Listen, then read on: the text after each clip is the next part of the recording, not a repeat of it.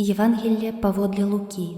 Езус сказаў сваім вучням: «Не бойся, малы статак, бо спадабалася айцу вашаму даць вам валадарства.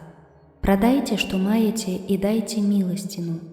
Зрабіце сабе торбы, якія не нішчацца, скарб бязмежны ў нябёсах, куды злодзей не пранікне і дзе муль не знішчыць.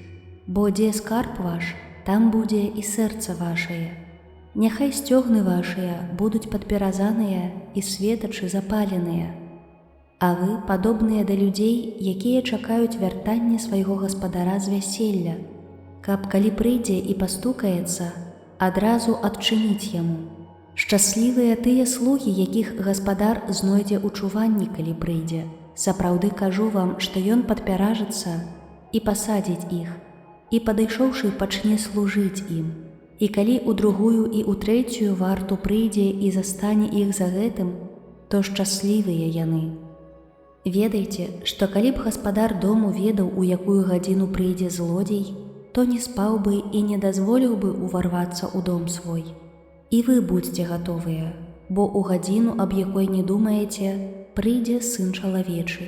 Тады сказаў Пётр: «Пане, гэтую прыпавесць расказваеш нам ці таксама ўсім?» Пан сказаў: «Хто ж верны і разумны эканом, якога гаспадар паставіў над слугамі сваімі, даваць ім у свой час меру хлеба.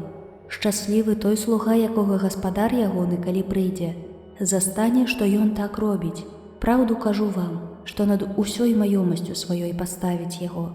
Калі ж гэты слуга ў сэрцы сваім скажа: не хутка гаспадар мой прыйдзе, і пачне біць слугаў і служанак, есці, піць і ўпівацца, то прыйдзе гаспадар слугі гэтага ў дзень, калі ён не чакае, і ў гадзіну, аб якой не ведае. Адлучыць яго і вызначыць яму лёс з нявернымі. А той слуга, які ведаў волю гаспадара свайго, але не быў гатовы і не рабіў паводле волі яго, будзе моцна пабіты. Той жа, які не ведаў і зрабіў вартае пакарання, будзе пабіты мала. З кожнага, каму дадзена шмат, і спагнана будзе шмат, і каму даручана шмат, ад таго больш і запатрабуюць».